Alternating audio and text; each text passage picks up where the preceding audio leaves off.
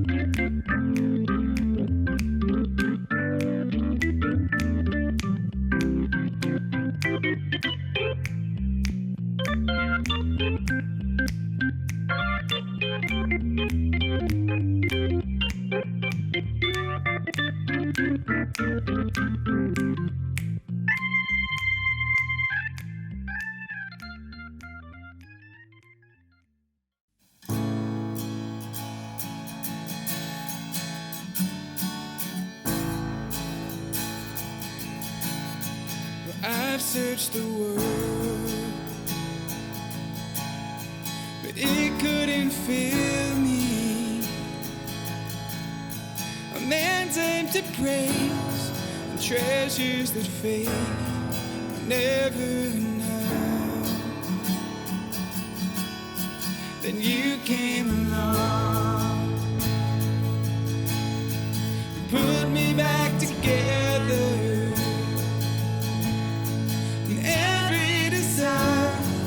Now satisfied here in your love. Oh, there's nothing better than you. There's nothing better than you,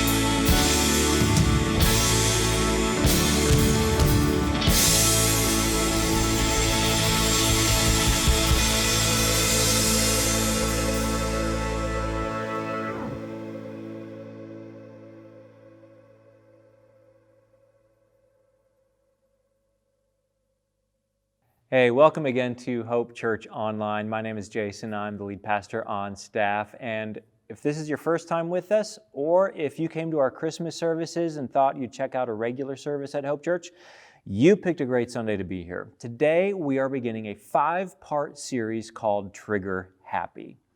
Now, are there people in your life who drive you crazy? Who annoy you, who frustrate you, who get under your skin, who offend you? Now, don't write any names in the chat.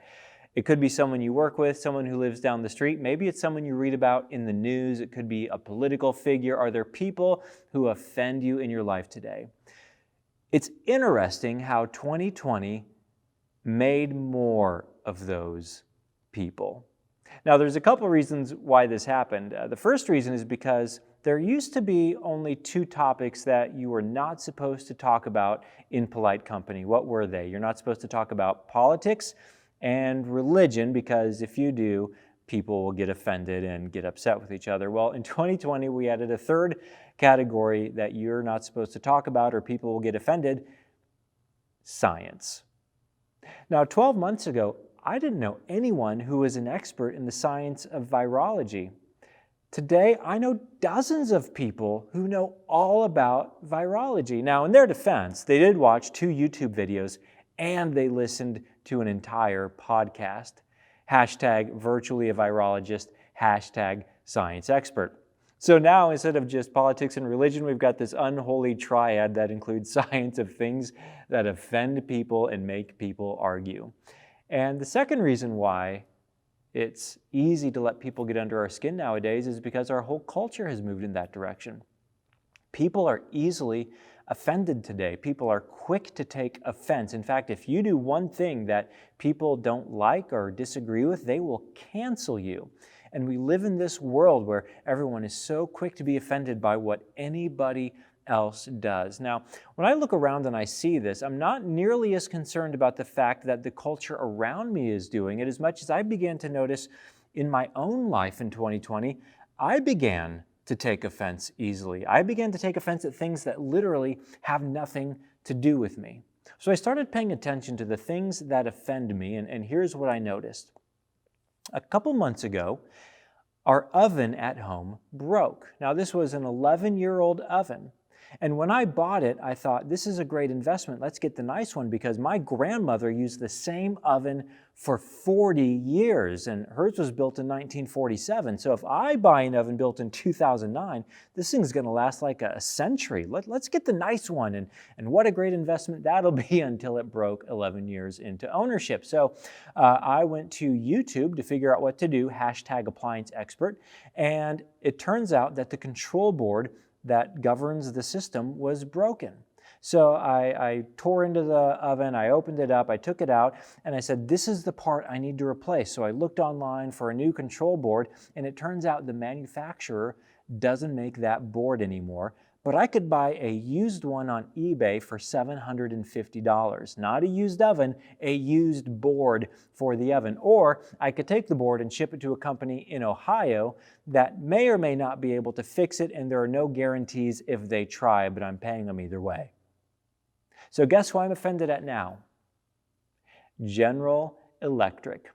And then there was a Friday night where I was tired and I was going to get to sleep in on Saturday, and I was so excited to sleep in until 4 a.m. I hear a chirp.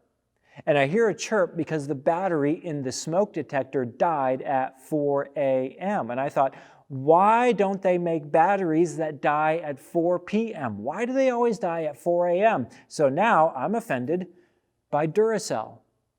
And now this was supposed to be a big year in the life of my family. Our oldest son got his license, he started driving, and much to his disappointment, he inherited La Fonda.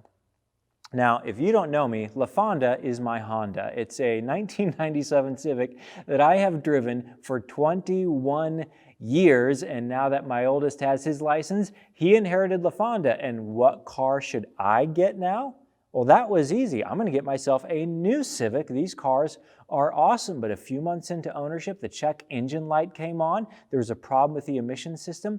I had to take it back to the dealership, and it took them 4 days to figure it out and repair it, which means my brand new Civic has been in the shop for repairs the exact same number of days that my 21-year-old car has been in the shop in its entire life. So now I'm offended, of course, by Honda. And then one day I took my Honda to the gas station to fill it up, and my wife asked me to go inside and get some milk and bananas. So now you know which gas station we're talking about. And I did something that I'm not supposed to do, I'll admit that. I left the pump running while I went into the store. Cover the ears of your children. Now my wife was in the car. I thought it'll be fine. The pump always shuts off anyway. What's the big deal?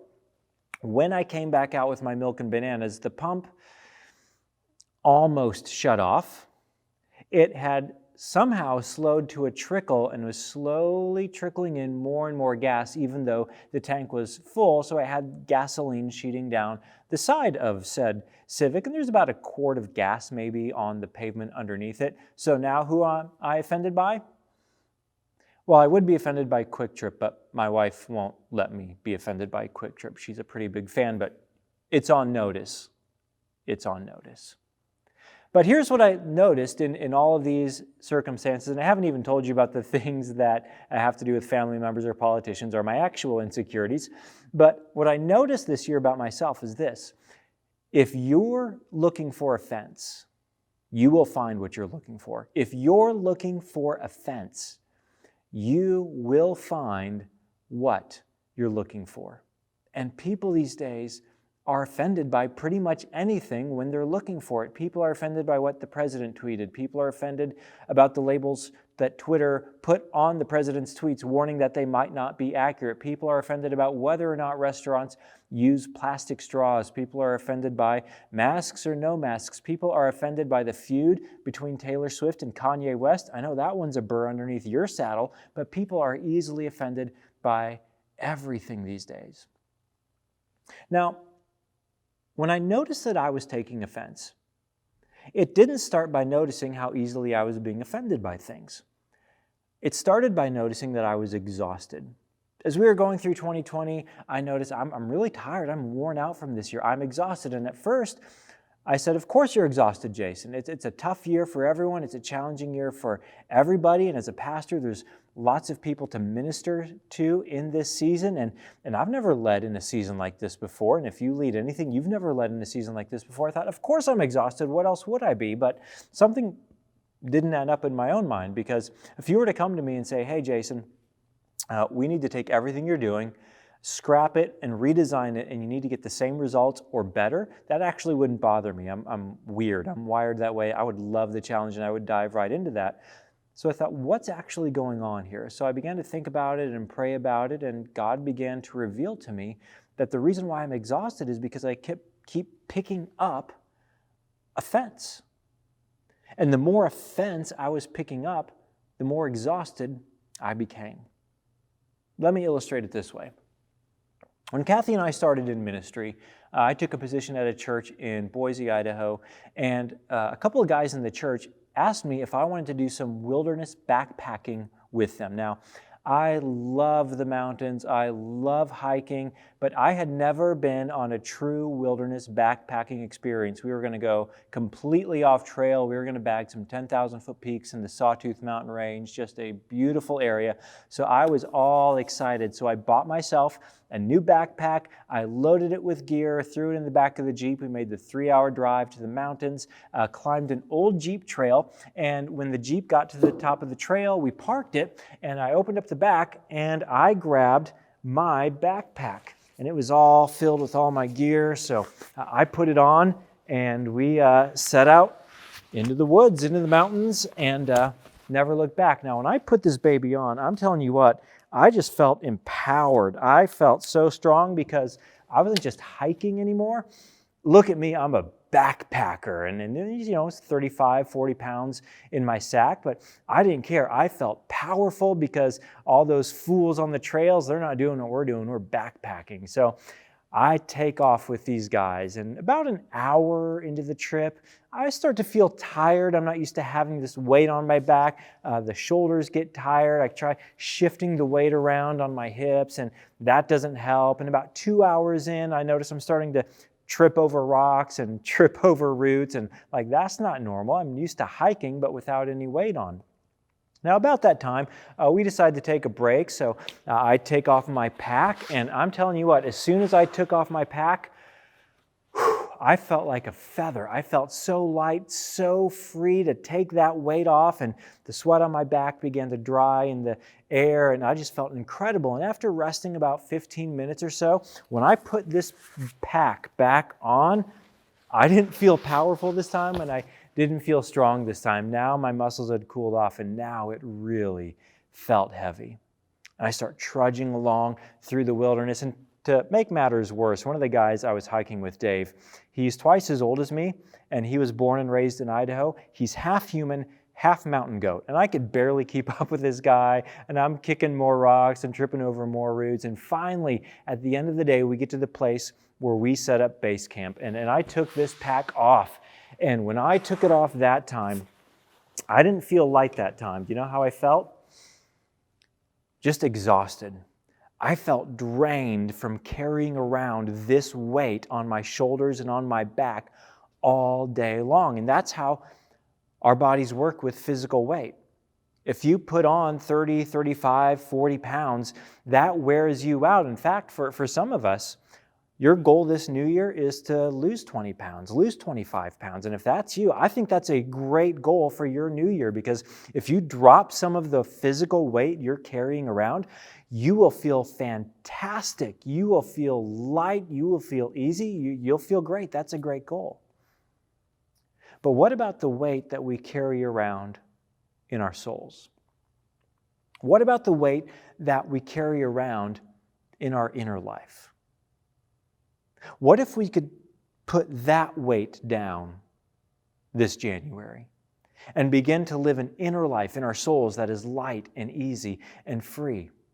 Because every time I pick up offense, every time you take offense, what we're doing is we are adding a burden, we are adding weight to our inner lives, and we are adding weight to our souls.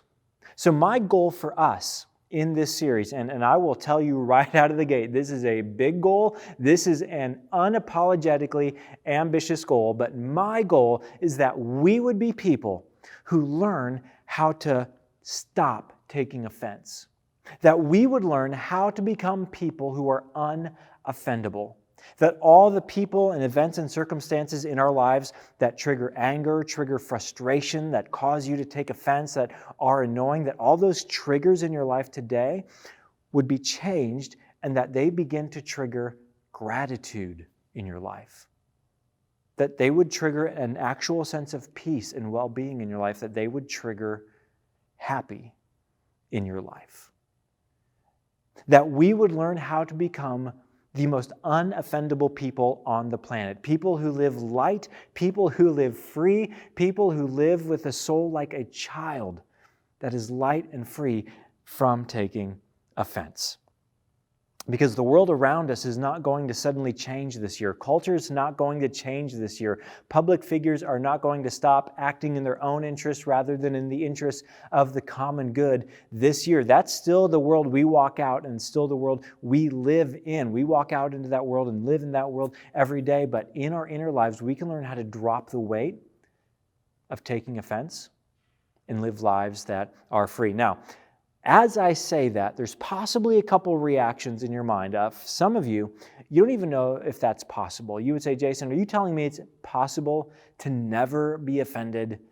I don't even know if that's possible. When I look at everything that's wrong with our world, everything that's unjust in our world, some of the people in our world, are you telling me it's possible to never be offended by anyone? And now if you want to argue that point, you can argue that point, but your argument's not with me, because what I'm going to show you in this series is that this is not my idea.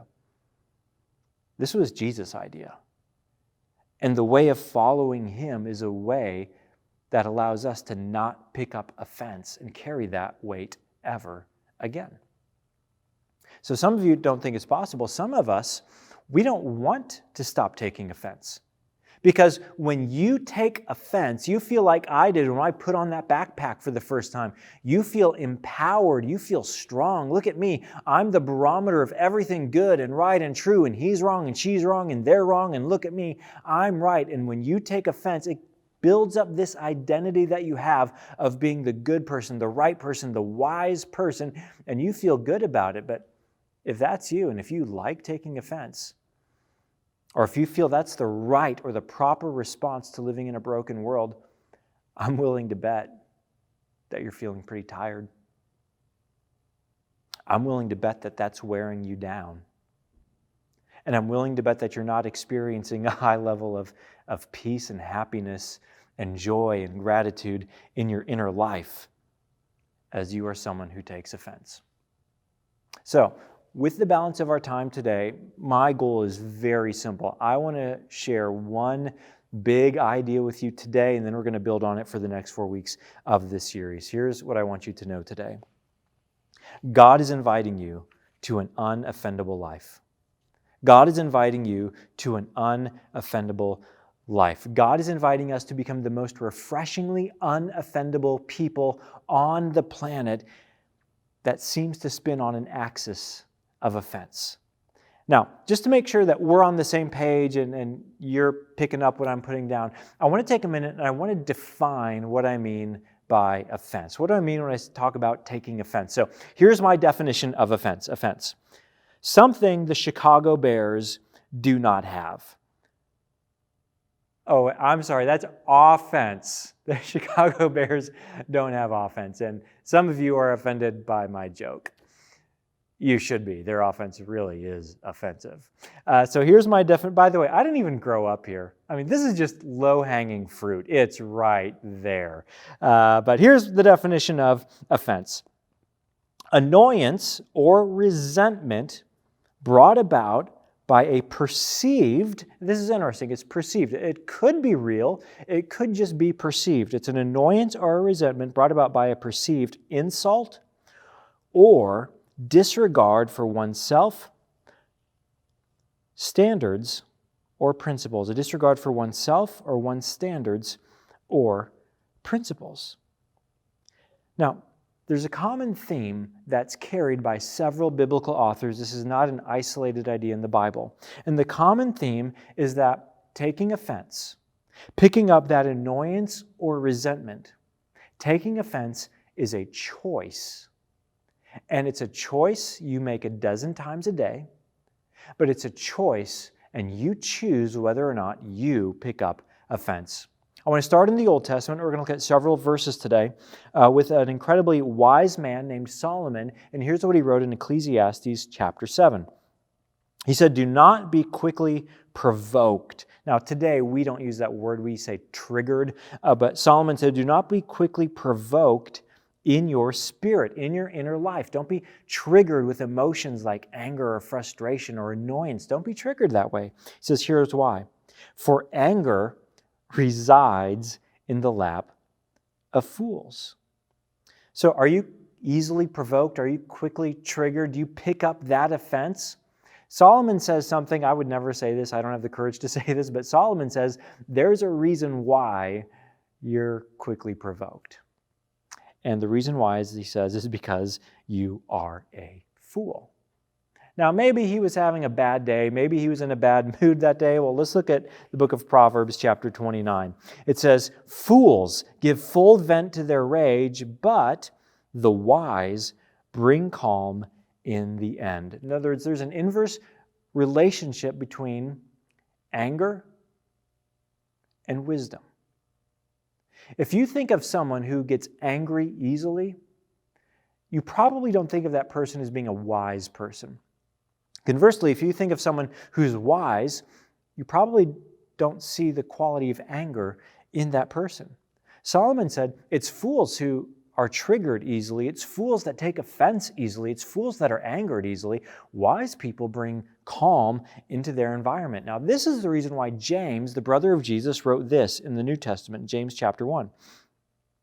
"Everyone should be quick to listen, slow to speak, and slow to become angry, because human anger. Why should we be slow to become angry? Because human anger, that's your anger, that's my anger, we're humans. Human anger does not produce the righteousness that God desires.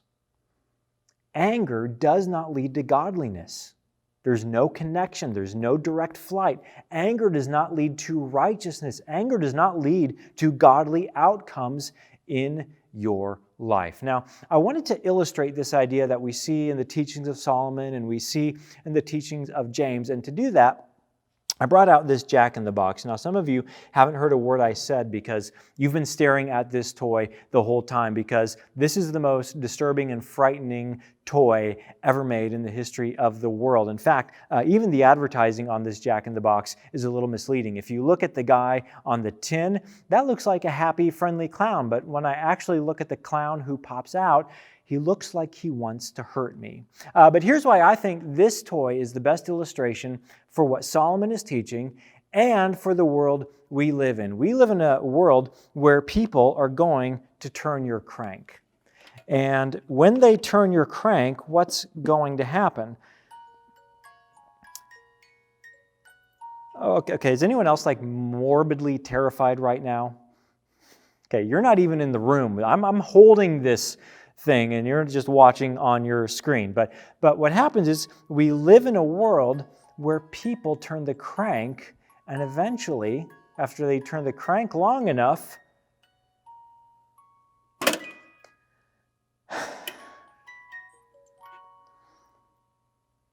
a clown pops out. Does that describe you? Or someone turns a crank until a clown pops out? Now imagine if this clown popped out and started yelling at me and saying, well, the reason why I popped out is because you turned the crank, and if you hadn't turned the crank, I wouldn't have popped out. But that's not exactly accurate. Do you know why a clown popped out of here? A clown popped out of here because, this is deep, a clown was in here. And the clown was in here just waiting for someone to turn the crank, and then when I turned the crank, then the clown popped out. Are there people who turn your crank? You can't control that. We live in a world where people are going to turn your crank, but whether or not a clown pops out is entirely up to you. And if a clown pops out when someone turns your crank, Solomon and James said the reason why is because you are a fool. Now, you know who's figured out this dynamic? Marketers and the media have totally figured out this dynamic. This is why when I was a kid, headlines in the news told you what the article was about. Today, they're framed in a way that turns a crank so that you get angry, it agitates something inside of you, and you click through because that's the clown acting out.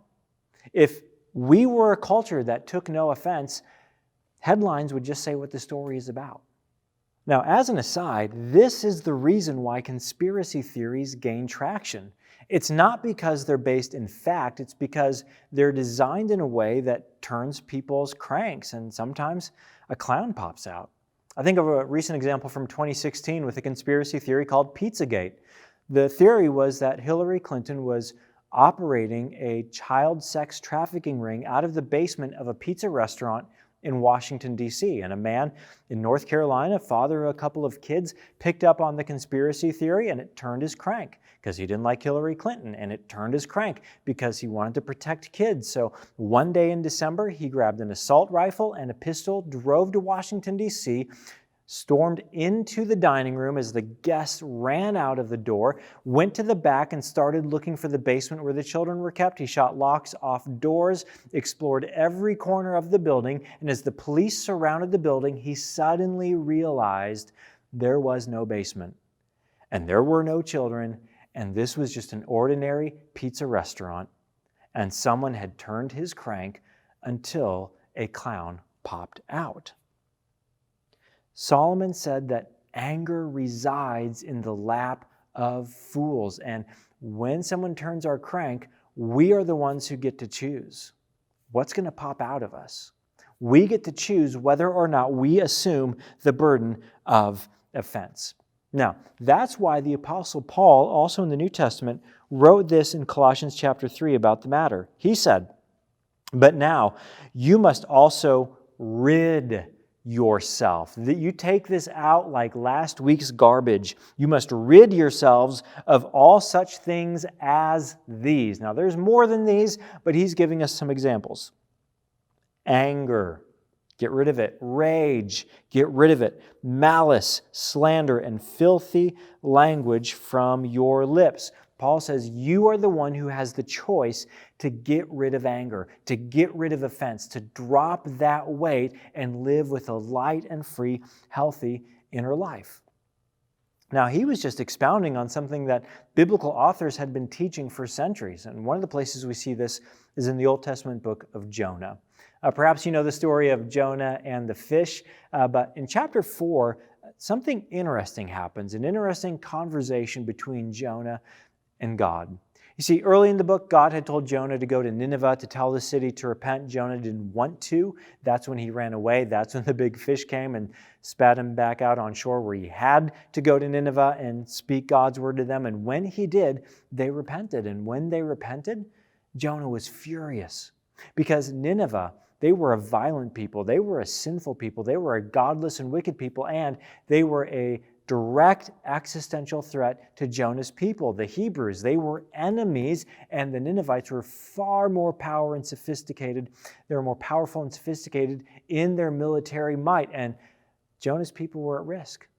So he was mad, and when he was mad because God was patient with them, because God was merciful to them, God came to Jonah. Here's what happened, Jonah 4, verse 4. The Lord replied, "Is it right for you to be angry?" Jonah, is it right for you to be angry?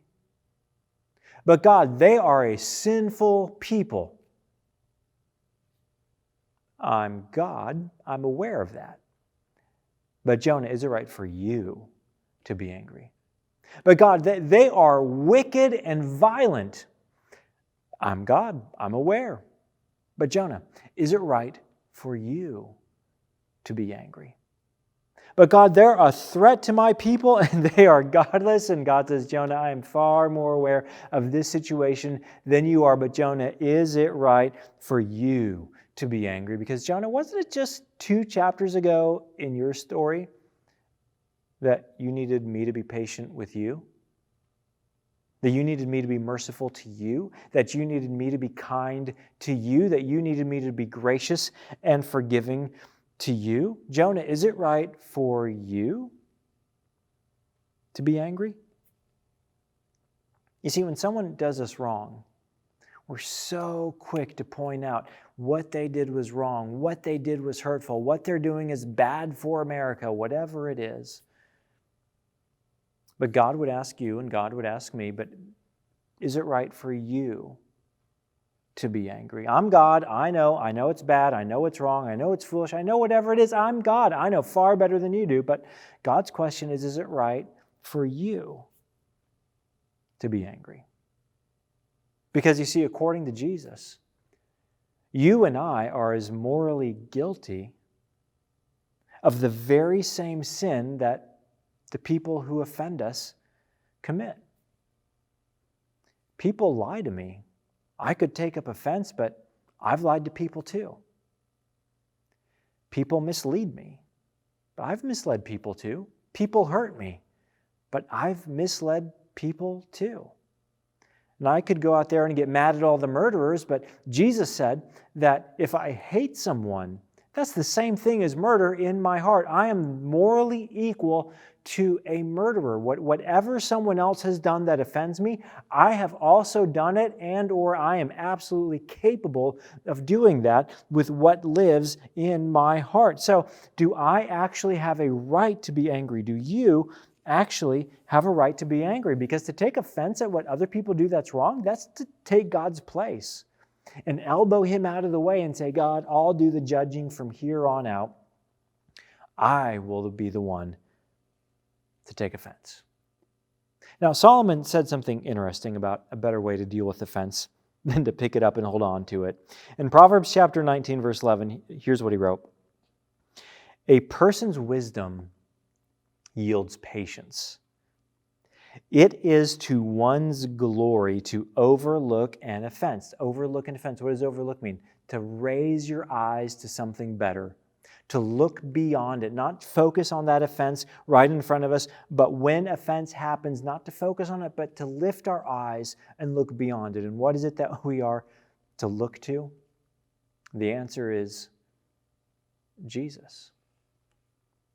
Because if it's to our glory to overlook offense, then we see this modeled by Jesus better than anyone else. Because when Jesus was being crucified, when Jesus' hands and feet were being nailed to a cross, he prayed a prayer for the people who were nailing him to the cross. And this isn't just a prayer he prayed for them, this is a prayer he prayed for you. And his prayer in Luke 23 was this. Jesus said, Father, forgive them, for they do not know what they are doing. You see, Jesus was the only one who was morally superior. He lived a sinless, blameless life as the Son of God, and he lived that perfect life, always glorifying the Father, yet it is to his glory to overlook an offense. And when he was being crucified by these people, and he was being crucified for my sin and yours, he prayed that God would forgive them, that God would forgive us. Not condemn us. It is to his glory to overlook an offense, and that's exactly what Jesus did to pay for our sins on the cross. And when I think about that, when that sinks in, I'm just too busy being thankful to Jesus for everything he's done for me to have time to take offense at this small thing that someone else has done in my life. It's hard to take offense when you're too busy being incredibly grateful at what Jesus has already done for you. It is to your glory to overlook an offense. And that's why Jesus gives you this invitation. Last verse I want to look at today is Matthew chapter 11, verses 28 through 30, and this is what I want you to hear from Jesus today. Jesus said, "Come to me, all you who are weary and burdened, and I will give you rest. Take my yoke upon you and learn from me, for I am gentle and humble in heart, and you will find rest for your souls.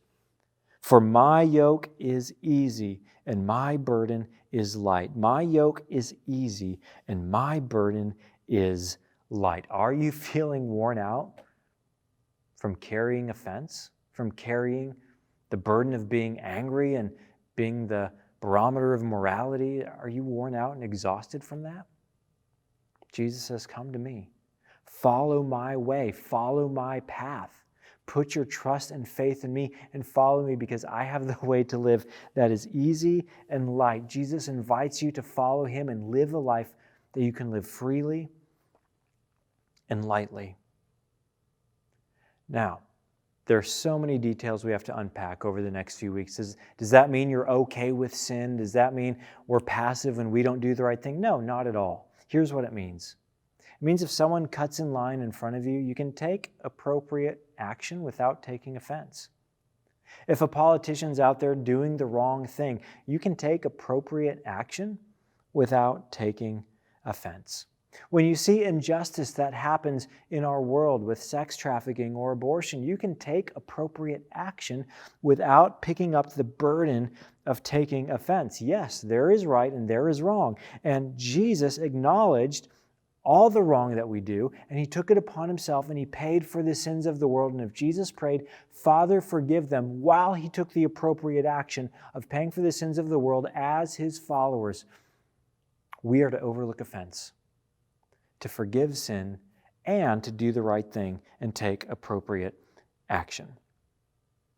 So if you would like to live in the way that is light and is free, if you would like to live with the freedom of becoming an unoffendable person, I'm asking you to come back for every week in this series. We have 4 more parts to go.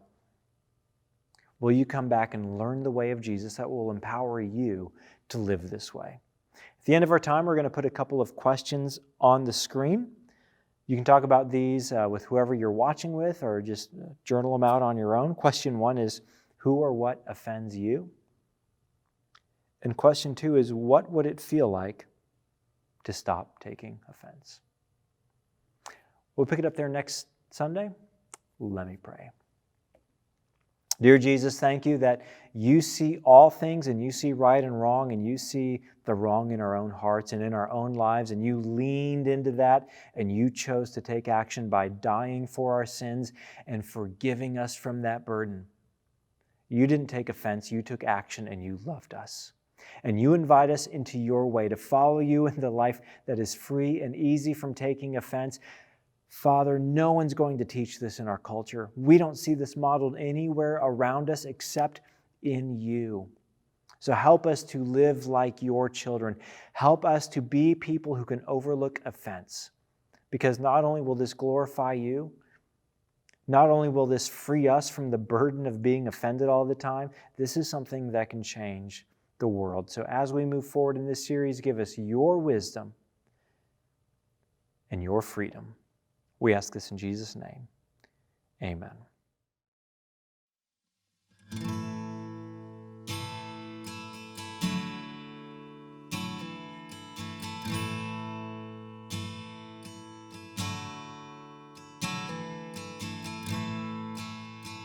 Are you hurting and broken within?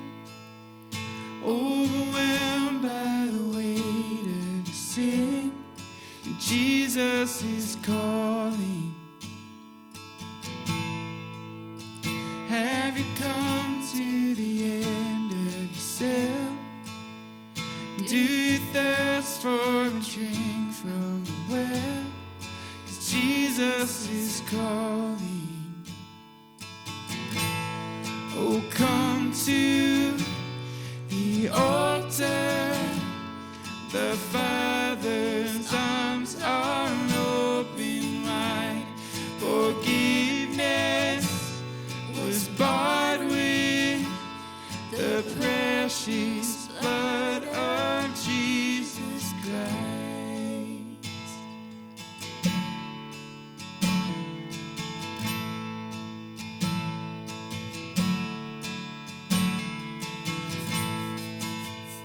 Leave behind your regrets and mistakes.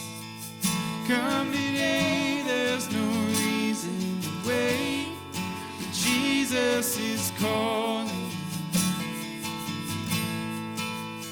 Bring your sorrows and treat them with joy. From the ashes, a new life is born. Jesus is calling. Oh, come to the altar. The Father's arms are open wide. Forgiveness was bought with the precious blood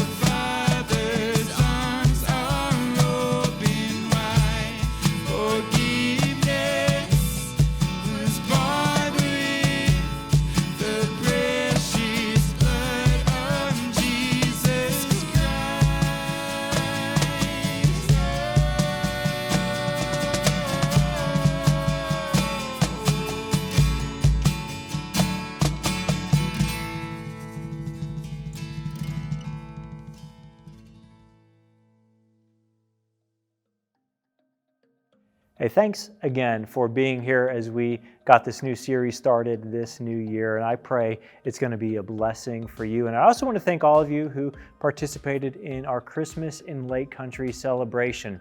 Here's what's interesting. While most of us, maybe all of us, would really have preferred to be in a room or at the Art Center and sing Silent Night by candlelight, here's what's amazing, and here's what I'm really excited about. Our highest attended Christmas in Lake Country ever was about 1,600 people.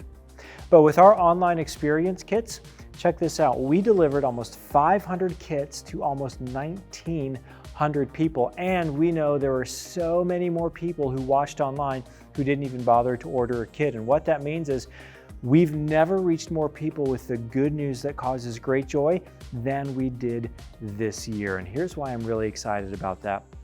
While we're putting walls up on our building and we're getting ready this year to move into a new facility, at the same time, we're learning how to reach more people than ever before digitally. And the reason why we can advance in both of these critical areas is because of your generosity.